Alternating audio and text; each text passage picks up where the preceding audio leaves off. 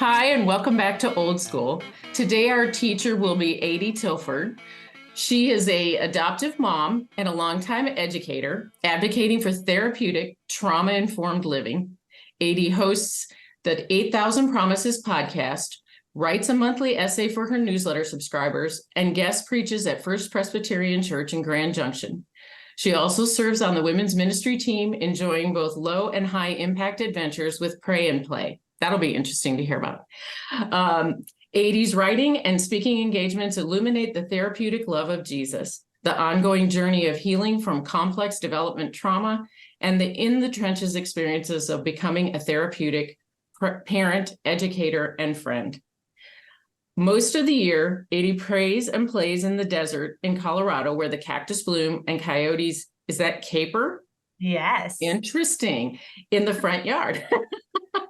She is making her home the place she loves to be with her hubby, Sam, and their two incredible daughters. Welcome to class, 80. Thank you. To finally meet you. I feel like I'm back in my, original stomping grounds, being the teacher of a class. Oh, excellent. That's what I like. So yeah. What I do here is my podcast is paralleling my book, which was a lot of trauma throughout my childhood. The first book is a memoir. The second book will be kind of going over how all that got walked out and how I got and maintained health in the mental, emotional, spiritual, and physical. So that's what I try to look for when I have someone come on, someone who can speak to any of those areas about getting and maintaining that mental or emotional health. But I'd like to start before we dive into like your podcast and your blog and how you work with folks. I've listened to your podcast about, that emotional health. You had a couple of podcasts in that regard, some in the mental health space, but your story, how you got, to the point where you were doing this podcast and where you felt led to tell this story. Well, yeah, sure. Actually, I feel like it's really similar to you in what I've heard from you, that I wanted to write a book, and I met with a publisher, and the publisher said, "You need a platform." And I said, "What's that?" What do you mean I need a platform? The thing up at the front of the church is called. Yeah, right. Like, okay. But at that time, I was not preaching. I was not doing anything, speaking or write. I mean, I had blogged for a while around the adoption journey and that experience. And then I stopped doing that because I was learning so much more about how sacred our children's stories are. And so how the boundary setting around my kids' stories, and really like, that's not the place to write. And at the same time, I was getting a full education around trauma-informed parenting that really led me to understand how much trauma I had in my own childhood and my own story that at the beginning, I really didn't even understand was unresolved or how it was impacting my life. But through the parenting journey, I've learned so much more about that.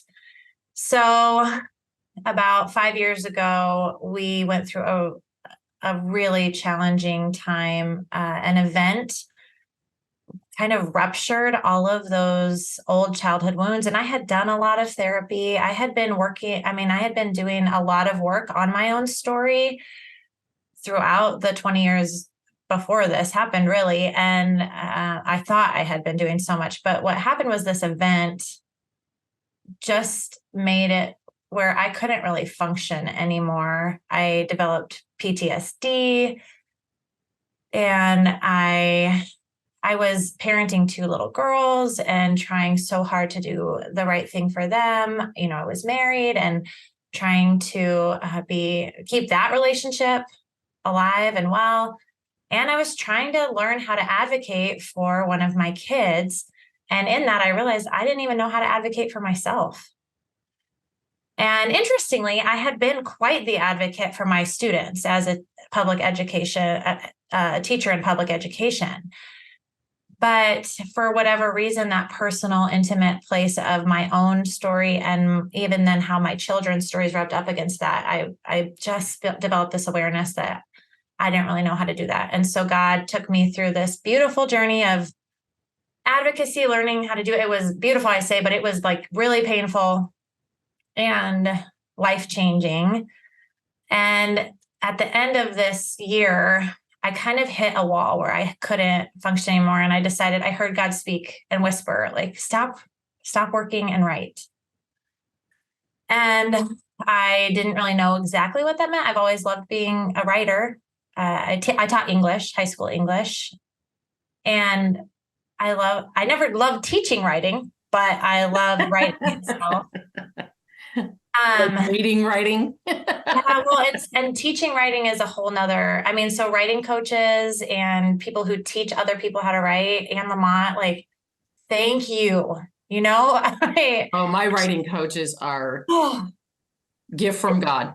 Game changer. Yeah. Tracy Miles has been my writing coach. I love that you worked with Bob Goff. Like, it's such a special gift to have someone who knows how to teach writing, coach writing. And so anyway, I used writing to do this advocacy work, and it was through writing and advocating for my kiddo in this really specific way that I found a lot of freedom in doing some healing work and processing work and advocacy justice work as an adult for my child, understanding that I had never had anybody do that for me for all kinds of reasons. And I don't ever want that to be said in like a judgy way. I'm so tender toward my family around all of the things because so much wasn't known. And yeah, and you can't do certain things if you don't have information on it. So praise God, we adopted, and I was given all kinds of tools and information around trauma and understanding that, because I could have had the exact same scenario go down. I probably would have without that training, but because of it, I had a lot of resources and support and a really strong community built around me to help me get through things like PTSD and recovery from that. So anyway, I stopped working and I ended up writing a lot of therapeutic writing that probably will never be seen by another soul. But you know, my husband's read some, or my counselor for sure. I would send her things, but that's what that time was spent doing. And at the end of it, I listened to a training by Lisa Turkers where she said, here's, when you know if it's something to share or something that's just kind of therapeutic in nature. And so I sort of had this moment where I was like, I think I'm at a point where I want to share some wisdom. And so, yeah, then I ended up like looking for outlets for building a platform.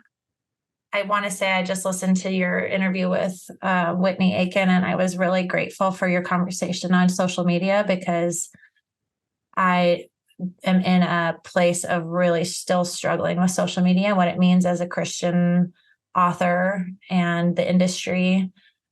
But what I am loving is podcasting. And I started the podcast to build a platform, but I just took 3 months off from everything. And the one real clear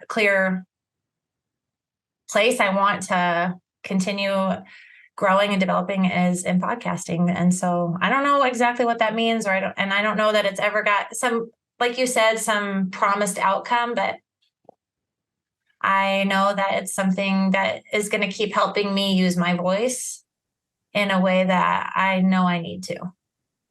When my journey started, and we'll get into more of that. I don't want to like take away from the landing the plane for when we do follow this podcast with yours. But at the same token, the Lord tapped me 10 years ago to write a book. And I was in a Bible study on Isaiah, and it dipped its toe into Esther.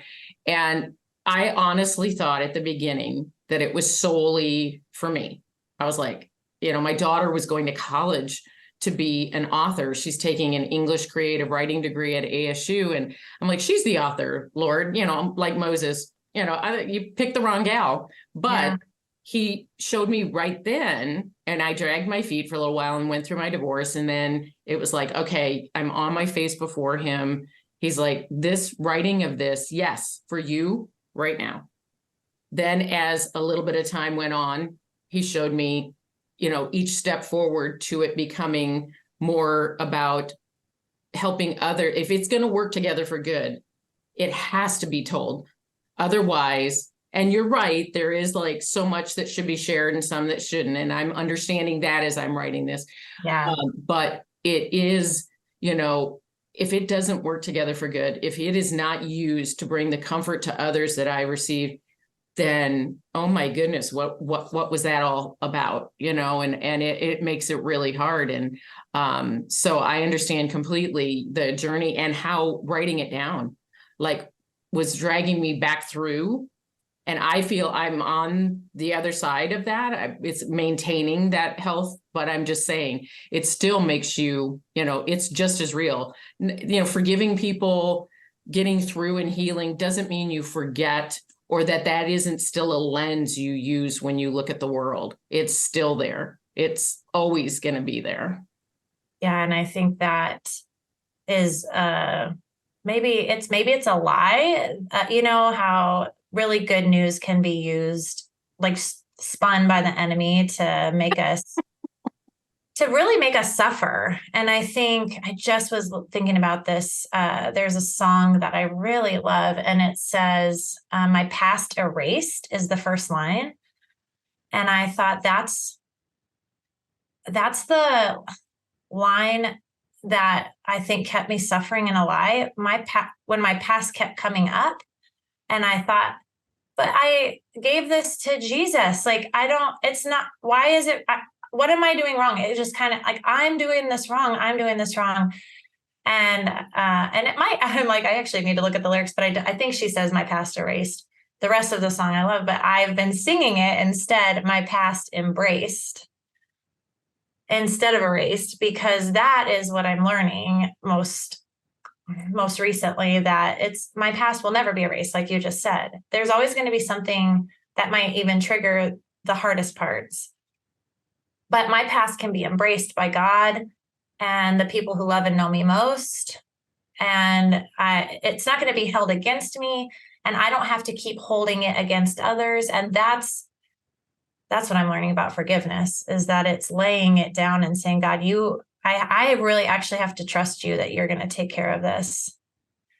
And I think, I think probably you and I could really relate, and anyone else who's had an experience of abuse in childhood, especially sexual abuse, where you're silenced, and there's all kinds of reasons you're silenced in that experience, but you start to think your voice doesn't matter. You start to think you have no voice, really, that you are voiceless. And I think God's saying you have a voice, and it's a voice that other people need to hear.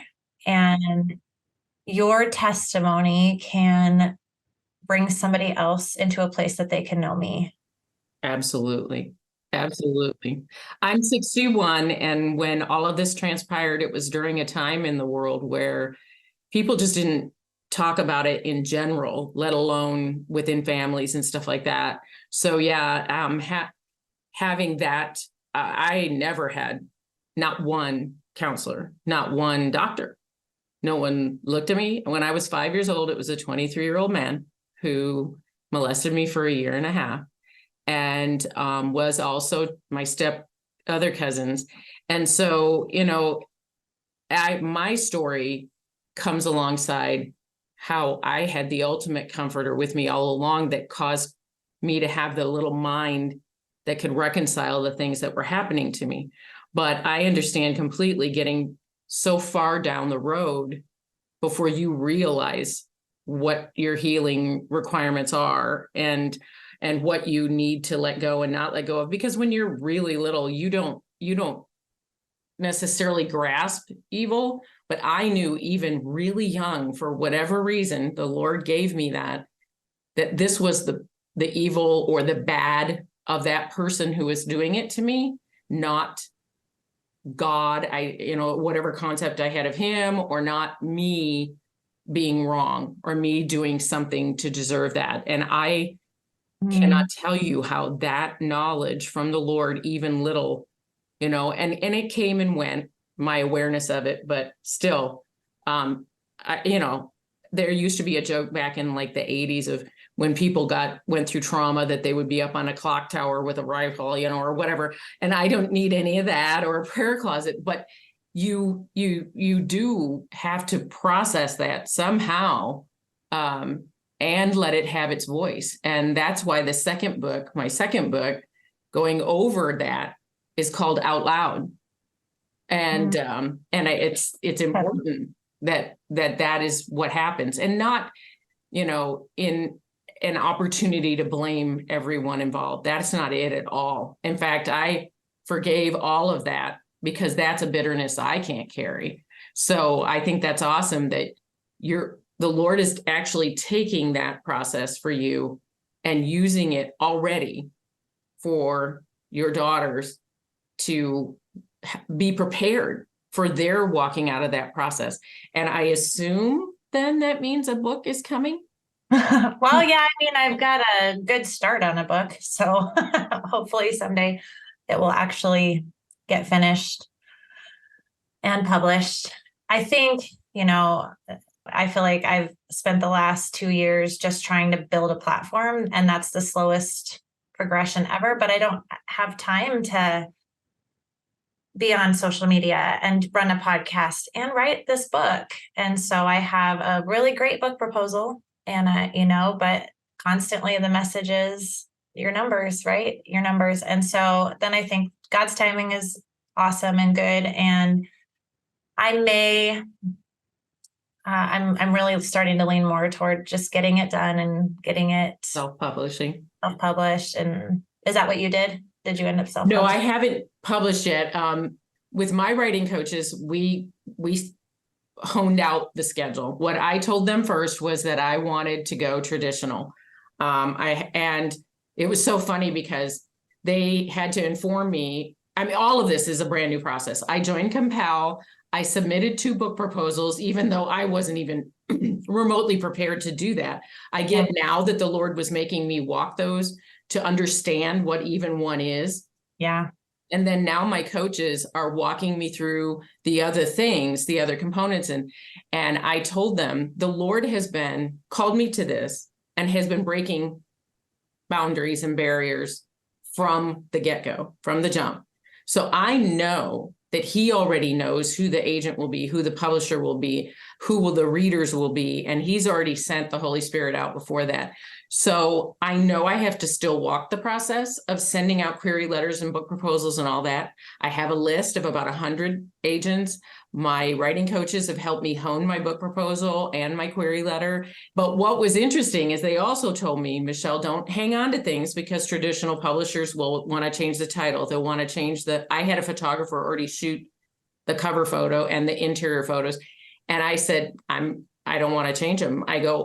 So I get it that industries say this is the way we've always done it, but I just feel like the Lord didn't call me to this vision to not see it through. So I'm going to get the agent and I'm going to get the publisher that sees that through. Now, if that means I have to pivot to self-publishing to get it done, so be it. But I'm going to go the route he's led me on first.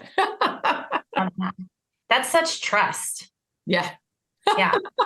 I mean, I have nothing to lose, honestly, because if this book was every person I've encountered, I had my first speaking engagement when I was in Hawaii visiting my brother and his wife. That terrifies me. My writing coaches told me in May, you have to have a podcast.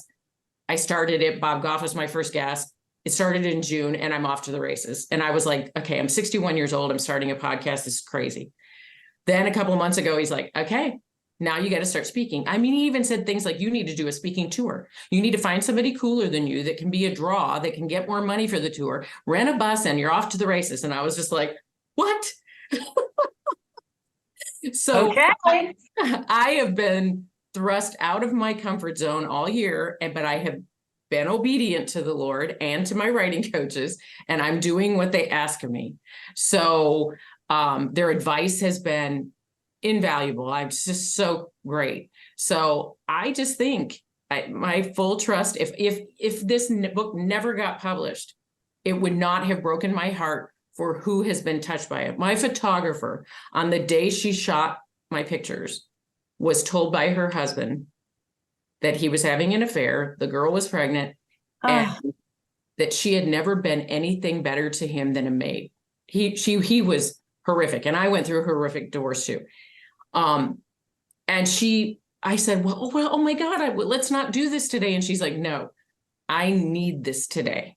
And so every person along the way has needed to hear. And just like you're saying, in a room of 100 people, they say only 50%, but I think closer to 90% has walked some portion of our journey, because I had physical abuse by my biological father, then the sexual abuse, then emotional and some other abuse all the way through my divorce.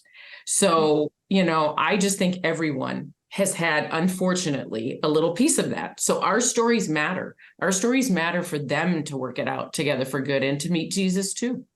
Absolutely. Yes, absolutely. So now you do already create transcripts from your podcast, right? Yeah, I've been doing it, but I want to hear about your decision to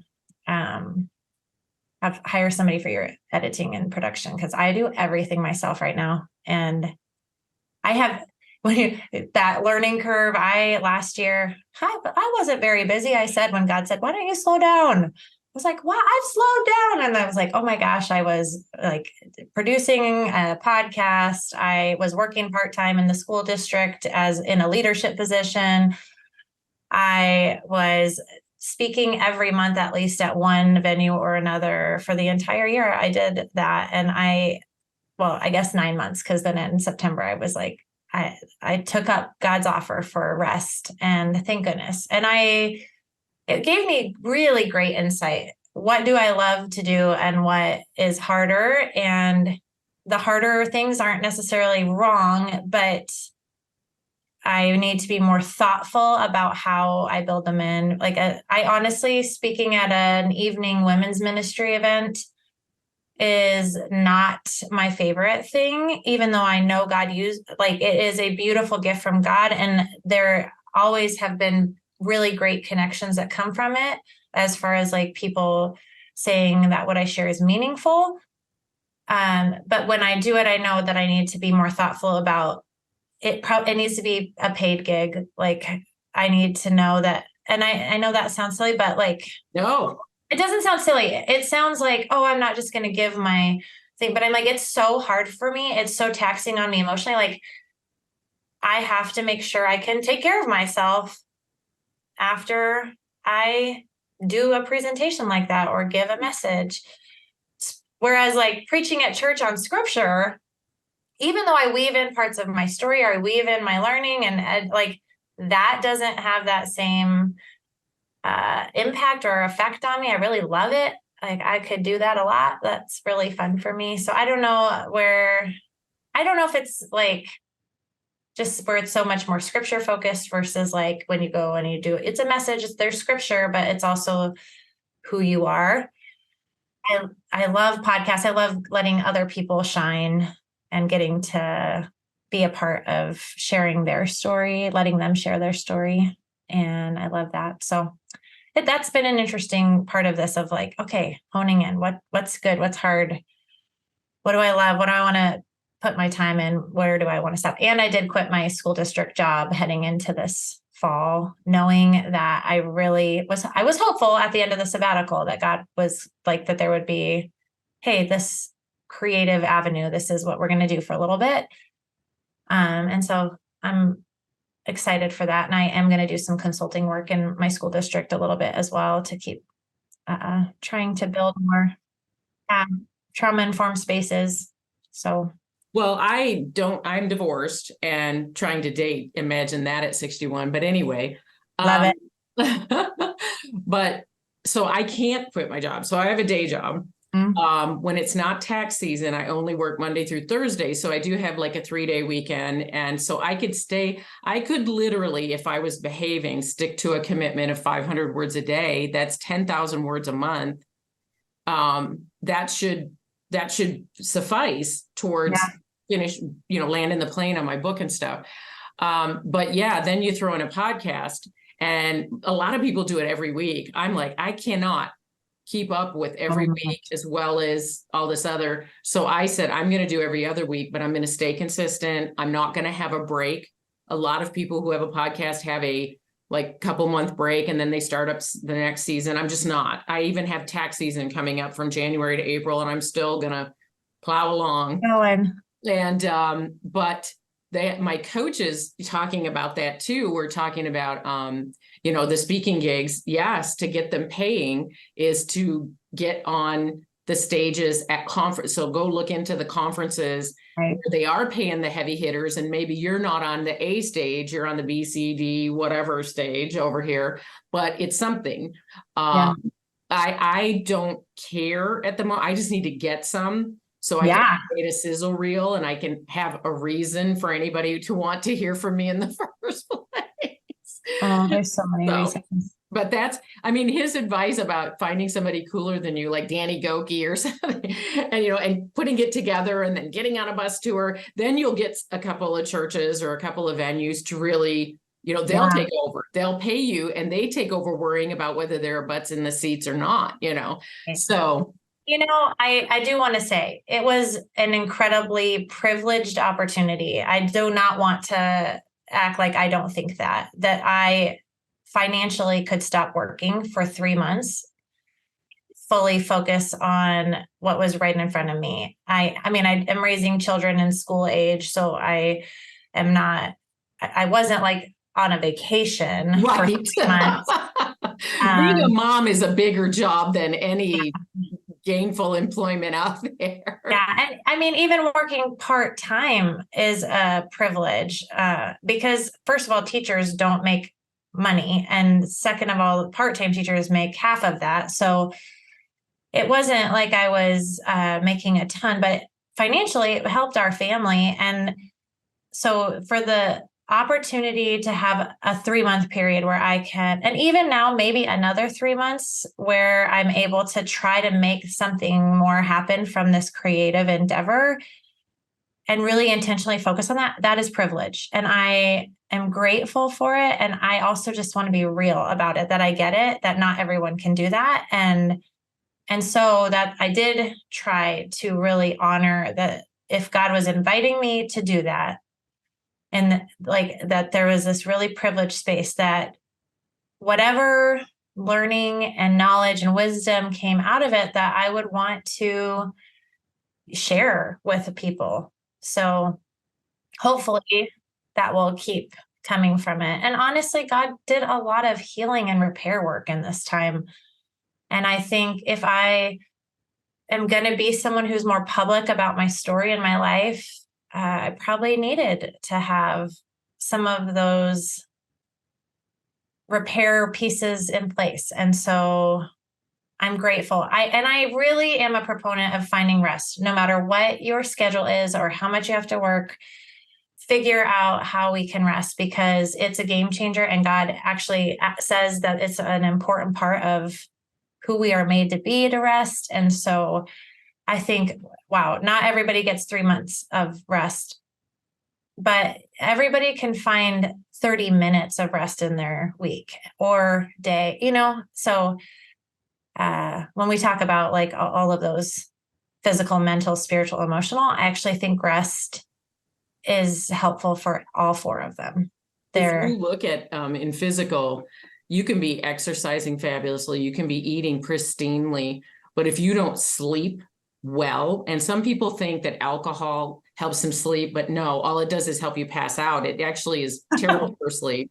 Way worse. And but I have honed, I'm a science geek, so I drill down, I do a bunch of research, and I have followed a doctor on Instagram who talks about this, and I have put together my own little cocktail of inositol, magnesium, and glycine, and I am telling you, it is a sleeping pill. As long as I do a couple of other things that don't sabotage that. I have a little bit of that in my electrolyte water before I go to bed, and I sleep the deep sleep like a baby. And I've even started not needing a full 8 hours. My body is waking itself up like a half hour before my alarm might normally go off. So I do some things like putting the phone down an hour or so before bed, not eating within 3 hours of bed, things like that, not letting anxiety overtake me, which part of the phone is that, as well as watching the news or something that's going to like up the ante on anxiety. So I do those things too, but I'm seriously, lack of sleep or poor sleep will sabotage everything. And so I couldn't agree more that, and I get that sometimes rest isn't necessarily sleeping as much as like pretty critical though. Yeah. Yeah. I think it's probably the best place to start is, but I also think good sleep happens. It's like when you have a baby and it's like that, you know, if they get a good nap in, then they get good sleep. So it's, for me, one of the things I did during this 3 months was that I didn't get on my phone or any technology. Most days, I cannot say I was perfect at it. But it was one of my like rhythms I was trying until I dropped my children off at school. And so I started my morning without that stressor of technology. And then by 8 o'clock, I had put it away. And so I had that time in the evening also tech free. So honestly, that's rest.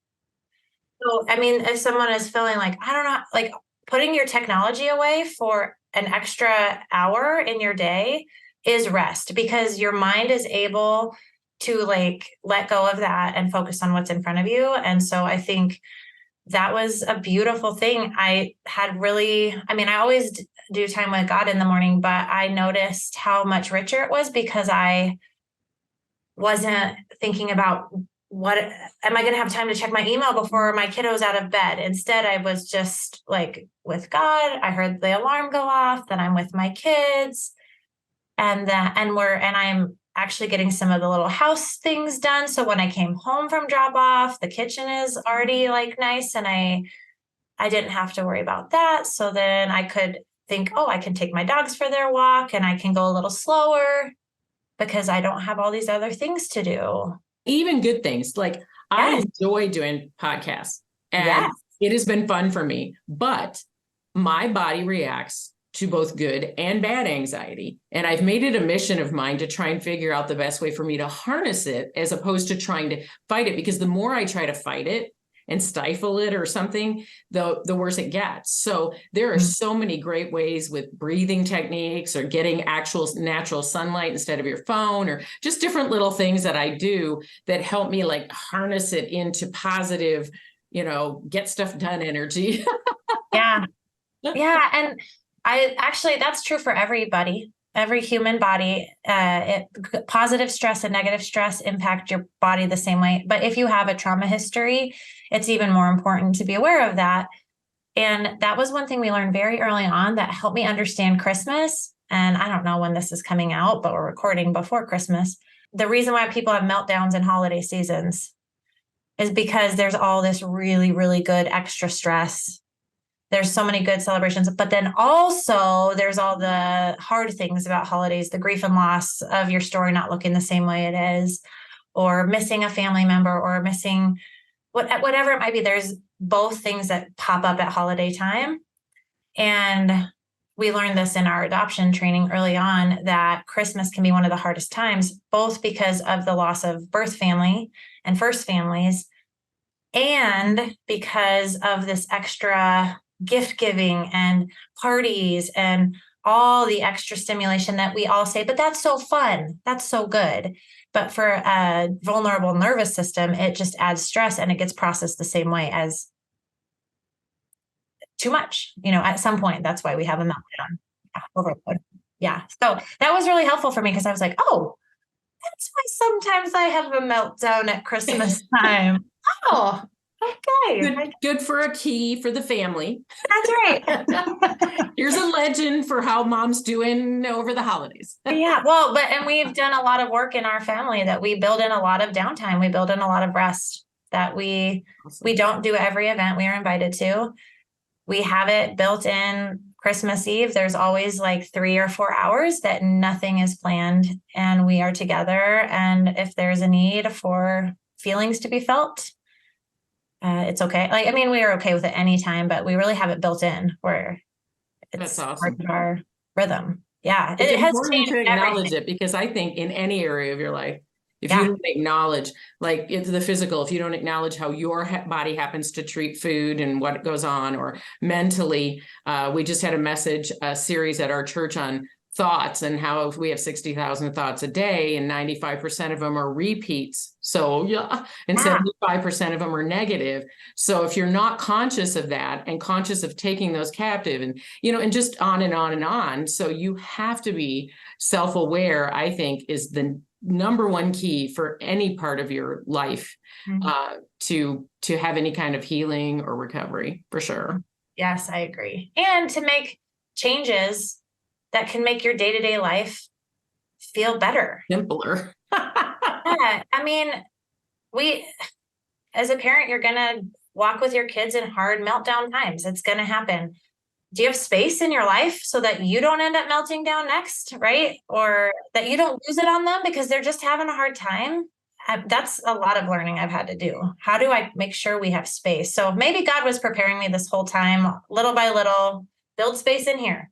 Now do it for a whole day on Sabbath. Like now you're going to Sabbath for a whole year. You're going to do that. Now you're going to do 3 whole months where you have this time and space. And honestly, that's the first, like there was one of these great unfixables of my life that God came in an incredible, unexpected encounter that I don't think could have happened if I kept being busy and not leaving some space. So yeah. He's sitting there waiting for us. Yeah. Well, this is awesome. You're right. I think we have so much that crisscrosses, but I think that's also the case of people at large, not just women. There are so many men who not only have gone through a similar trauma, or maybe dating someone who has and need to have that understanding of how our mind and our emotions and our soul and our very spirit works. Yes. So if they can get that kind of understanding, and that's how I view it's so funny when I'm writing my book proposal, they're like, who's your audience? And I'm like, everybody, but they don't want you to say they don't want that. Everybody. If they haven't been through trauma, they're dating someone who has. Yes. No, it's so true. Or you get married to somebody and then you start realizing how your stories bump against each other. And if you don't have any of these skills, what else do you do? But it's gonna explode. The iceberg. Yeah. Yeah.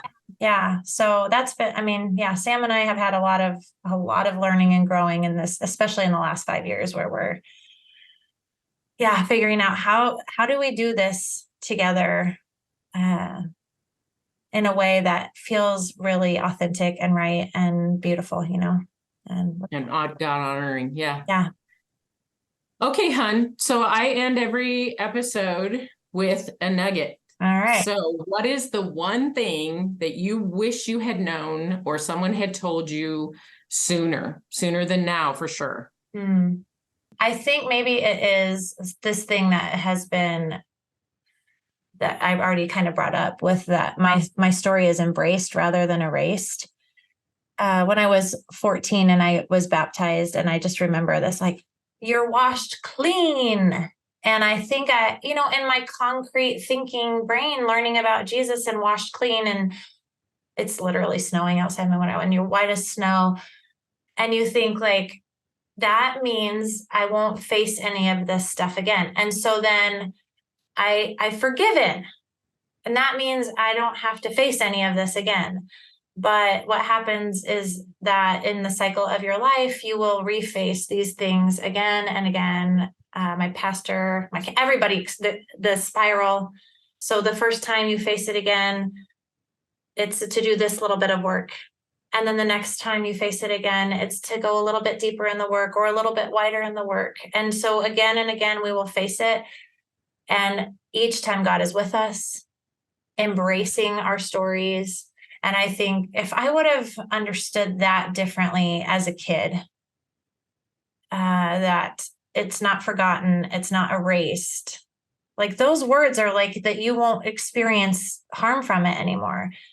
But that instead, and I did just learn this in March, that when it comes up, you're going to have to lay it down again. And you're going to have to ask God for help in doing that again. And you're going to invite people in your life, your friends or your partner, to help you in that moment recognize that might have brought it up for you. and that you're not alone, even though it's your story, that maybe it's your husband or maybe it's your best friend saying to you, that was hard and I'm in it with you. Your willingness to be raw and transparent, that's all he's asking of us. I think the washed clean means of the guilt or the shame or the forgiveness. We have received the forgiveness from our Lord. We don't, he laid to waste to the shame, because whether people realize it or not, we know that we didn't do anything wrong for that to happen, but there's still shame. There's still guilt that comes with it. We start to think, the parts that maybe we had played or whatever it might be. And that's what I think gets washed away. I think it is, other than being the mind of God, we are not going to be able to. And you are going to have to be able to share that even as you get into relationships, so that they understand how you operate and why it's that way. I don't mean sit around glorifying it and having to repeat it. Right. We don't want to do that. Yeah. Yeah, that's sitting in a victimhood. That's letting them get away with it over and over and over. But addressing it and having to, it's there. Yeah, it creates a filter that we're going to have for the rest of our life. Yeah, and I think that's a difference in being a grown-up and saying, or an adult and saying, grown-up, that was so little of me. Being an adult and saying, I understand the metaphor of washed clean. And being a child taught those messages and thinking, and that being set in your neural pathway of this is what it means, and having to come up to grips again and again with what does that actually mean to lay down shame or let God have it, because it's not the same as what you think when you're a little kid and something's washed clean, right? So yeah. I think we sometimes get kind of lost in the muck of churchy phrases and different things. And we need to understand that, like, small children don't understand that, but it sounds great. And why would you say no to that? Right. So, we move forward in that, but that can lead to young people who, when they become early adults, like feeling like they need to recommit or re-get saved or whatever it might be, because they didn't really truly understand what was going on. And that's a shame of it. We want them to truly understand what Christ did for us and what that can mean to healing, but it doesn't mean that, some of the things that we have out there. So getting terminology on the level playing field is really important, I think. And that's part of even like the speaking event I did. I talk about that a little bit too, because the terminology around trauma and abuse has got a different meaning today. I'm not saying people aren't abused or have that trauma, but I just think some people have twisted around some of what that meant and what I know I went through as an experience. So it's always good to be able to be clear, be transparent, be genuine. And that is totally what you've been today. And I really appreciate it. That's awesome. Thanks for having me. Really wonderful. Sure. So I want to thank you all for coming to class today. And if you want to reach out to Adi, you can get a hold of her through all of the contact information that are in the podcast notes, her podcast, Instagram, all of that good stuff. You can also find Old School on all of your favorite platforms. And if you'd leave me a rate, a review, a download, something, anything, help a sister out, I would appreciate it. And so I just want to thank you for coming to class today, and class dismissed. Woohoo! Woohoo!